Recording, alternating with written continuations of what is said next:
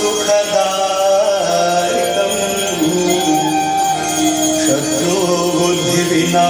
शत्रुबुद्धिविनाशाय दीपदेवो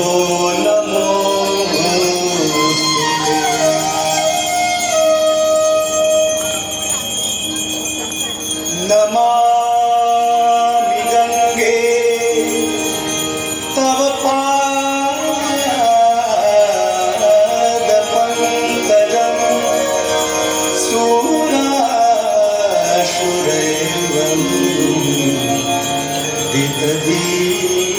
सुरासुरैर्वन्दितदीप्तिरूपं